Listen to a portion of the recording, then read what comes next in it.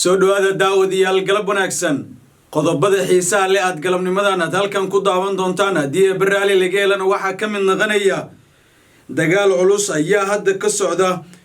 xadka awdal iyo weliba sidoo kale dhaqdhaqaaqyo aad u xoogan oo halkaasi laga dareemayo dagaalkan maxaa mar kale ku soo beegay gobolka awdal muuqaalkan ayaan saaxiibayaal idinkula wadaagi doonaa sidoo kale qodobada kale ee xiisaha leh aad halkan ku daawan doontaan galabnimadan waxaa ka mid ah fahimo qoojo oo sheegtay in hal sabab darteed ay maamulka waqooyi bari isaga baxday aynu ku biirtay maamulka Somaliland haddaba maxay tahay halkaasi qodob ayaan saaxiibayaal halkan idinkula wadaagi doonaa sidoo kale qodobada kale ee xiisaha leh aad galabnimadan aad halkan ku daawan doontaan haddii baraali laga helana waxaa ka mid noqonaya beesha ciise oo dagaal adag markan ku qaadaysa beesha Samaroon oo dhowrkii bilood u dambeeyay aan wax dagaal ah markaasi dhaxmarin qodobadaas iyo kuwa kale oo aan idin qarinayo ayaa saaxiibayaal ku daawan doontaan soo dhawaada anigu waxaan ahay Abdiraxmaan Lisbon halkan aad iga daawanaysaan waa kanaalkayga Macaash Media haddii aad markuu ugu horeysay fadlan kanaalkan rukumo oo subscribe dheh muuqaalkan aad daawanaysid la garay siina share garay saaxiibadaada la wadaag mahadsanid daawade kamid noqo saaxiibada cusub ee nagu soo biiraya si aan u gaarno 10,000 oo subscribe sidoo kale muuqaalkan la garay like meel leer ay muuqaalka gaarsiisay daawada mahadsanid hagaag aynu ku bilaawno dagaal culus ayaa hadda waxa uu ka socdaa xadka awdal iyo weliba sidoo kale dhaqdhaqaaqyo aad u xoogan ayaana markaasi laga dareemayaa dagaalkan sida tooska ah u soconaya dagaalkan ayaana markan ka bilowday daqiiqado yar ka hor kadib markii ciidamo ka tirsan kuwa beesha ciise iyo kuwa Samaroonku ee Gadabursu ayaana halkaasi ku wada dagaalamaya halka sida gaarka ah ee dagaalka uga socdo waa tuulada Xasan Jidi oo markaasi ku taala gobolka Awdal waxaa si weyn loogu markaasi maqlaya rasaas culus ee tuulada Xasan Jidi iyo weliba sidoo kale tuulada Cabdiqaadir gaar ahaan eriyada loo yaqaano Bahar Sarf iyadoona halkaasi ay ku wada dagaalamayaan ciidamo ka tirsan kuwa maleeshiyada beesha Samaroon iyo weliba sidoo kale geesiyaasha madaniga ee beesha ciise tani waxay noqonaysaa in gobolka Awdal mar kale xiisad colaadeed iyo mid dagaal buu halkaasi ku wajahayo dagaal aan waxba la isku reeban ayaa waqtigan soconaya iyadoona ciidamada kuwa beesha ciise oo boqolaal askari ah halkaasi lagu daadgureynaya dagaalkana uu sii xoogeysanaya saacada ka dambayso tan iyo bishii barakeysneed ee Ramadaan beesha ciise iyo Samaroonka dagaalkooda waxa uu noqday mid qawooban oo dhinacyada kala duwan ay markaasi ay dagaalkooda uu noqday mid halkaasi uu ku ekaada balse laakiin waxa la islahaa waxay noqon karaan kuwa heshiiya inkastoo heshiisyo hordhac ee baraha bulshada aad u qabsaday ayaa si weyn dhibaato weyn ugu noqotay Somaliland taas oo ay noqotay in ay rabeen in ay maaragtay filcilin ay ka sameeyaan beesha ciise iyo Samaroon heshiiskooda balse laakiin Somaliland maanta iyadoo garwadeen ay ka tahay dhaxdhaxaadinta labadan beelood haddana kuma qanacsana in ay beelaan heshiiyaan bal u fiirso iyadaa garwadeen ka tahay inay heshiiyaan haddana marabto inay heshiiyaan maxaa yeelay haddii ay heshiiyaan ciisuhu iyo Samaroonku waxay dhisan karaan maamul u gooniya dawladda federaalkana waxay noqon kartaa mid ay ka faa'iideysan karto meeshasna way uga baqaysaa sidoo kale dagaalkan beeleedka ah sii daba dheeraadayna way diidan tahay inay soo afjartay ay rabtaa oo maamulka Somaliland waxa uu rabaa in dagaalkan u dhaxeeyo ciisuhu iyo Samaroonku inuu ku guuleysto haddana wuxuu ka sii baqayaa in xaaladdu ay noqoto in Soomaaliya ay soo dhax gasho sidaasi maamul kale oo gooni ah oo ay iyaga sameystaan maamulka Soomaaliya ay ku soo darsamaan balse Somaliland meelo badan ay maartay dhibaatooyin ku haysato marka loo fiiriyo iyadoona dhawaan ay sheegeen in Israa'iil ay ka heleen aqoonsi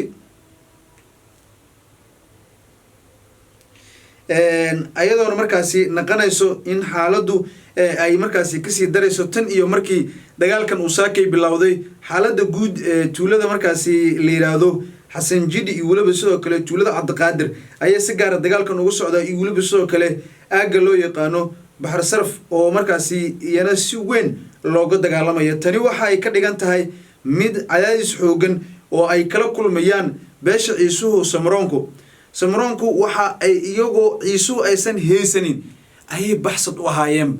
maantana shab ayaa la siri oo dagaalkii ayaana markaasi faraha la soo gubtay dhowrkii saacadood u dambeeyayna dagaalku sii xoogeysanay dhanka kalena waxaa lagu leeyahay Fahimo Qoojo oo markaasi sheegtay in hal arin sababteeda ay maamulka waqooyi bari ay uga tagtay war qoraal ah oo ay dhawaan soo saartay ayaana markaasi baraha bulshada lagu faafiyay ama lagu baahiyayba waxaana markaasi uu qoraalkan u dhignaa ma jirto wax Soomaalinimo aan ka shaqeynayo dalkayga iyo dadkayga ayaan maaragtay aan dhaxda ugu jirayaa oo aan markaasi wax walba oo xil ah ama wax kasta oo aan fikradaan aaminsanaa gabi ahaanba waan iska diiday oo waxaan ka mid noqday walaalahayga ayaan kula dareen noqday Fahimo Qoojo waxay ka mid ahayd halgankii dheeraa ee loo galay in Gadabuur waa maaragtay ay maamulka waqooyi barin dhidibada loo taago sidoo kalena ay qayb ka mid ah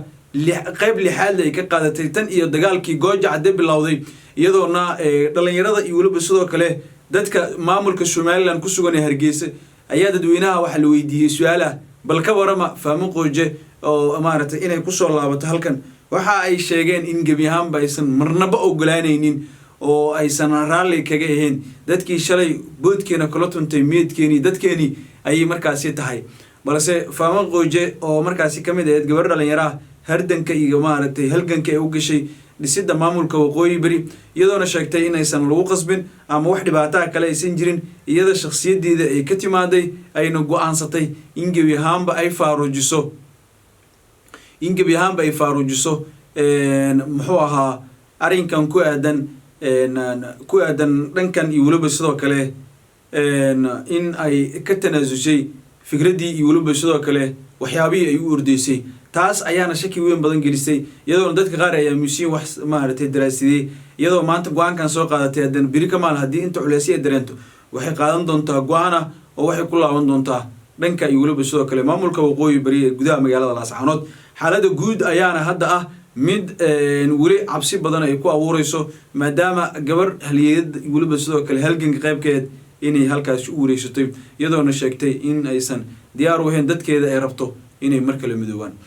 dhanka kalena haddii aan fiirino daawadiil qodobkan ugu dambeeya beesha Ciise ayaana dagaal adag waxa ay mar kale ku qaadaysaa Samaroonku oo dhowrkii cisho u dambeeyay daandaans iyo waliba sidoo kale handadaado kala duwan ay hawada u soo marsiinayeen beesha Ciise iyo waliba sidoo kale Samaroonku waa dad markaasi wada dega deegaan ahaan iyo waliba sidoo kale goobaha waaweyn ayayna markaasi wada degaan balse tan iyo dagaalkooda markii uu bilowday waxa uu noqday mid sii daba dheeraada iyadoona markaasi lislahaa wax badan ayaa hagaagi kara wax badan ayaana maaragtay looga hortagi karaa balse laakiin taa weli maysan suurtagelin oo tan iyo xilligaasi waxaa socda dagaalkan adag ee u dhaxeeya beelaha Ciise iyo Samaroonku welina natiijo rasmi ah waa laga gaari laayahay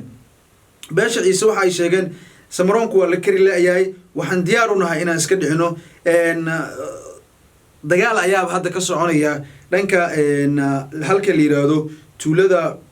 waa Xasan Jidi iyo waliba sidoo kale tuulada Cabdiqaadir gaar ahaan halka loo yaqaano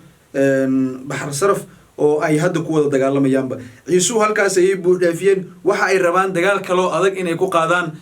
Samaroonku oo dhowrkii maalmood u dambeeyay iyagu daandaansi waliba sidoo kale fawdo ay ka wadeen tan iyo markii dagaalkan uu bilaabo waxyaabo badan oo aad u foolxun ayaa dhacay waxa la iska dilay caruur maato birmageydo iyo waliba sidoo kale beera ayaa la isku gubay oo xoolo ayaa la iska dhacay taas oo ku muujinayso dagaalkan heerka uu gaarsiisan yahay waliba hablihii yararaa ee gabdhaha ahaa ayaa la isku kufsanayay taas ayaana ahayd midii diiday inay isku soo dhawaadaan wax aan horey la isku geysan ayay beelahan isku geysteen tan oo la filan karayo in xaaladdu aysan soo hagaagi karin marnaba maadaama ay xaaladdu ay ka sii darayso tan iyo markii ay dhacday arinkan ku aadan in ay beelahan ay dagaalka markaasi wada gala guudaan daawadayaal intaas ayaan jeclahay inaan muuqaalkan kusoo gabagabeeyo haddii aad halkan nala soo gaartay daawada waxaa tahay qof qalbi wanaagsan waxaan sinarsle kaaga codsanayaa in aad muxuu ahaa kanaalkan aad soo subscribe garaysid muuqaalkan la garaysiin share garay saaxiibada la wadaag oo ku mahadsantiin daawashada muuqaalka meestinidin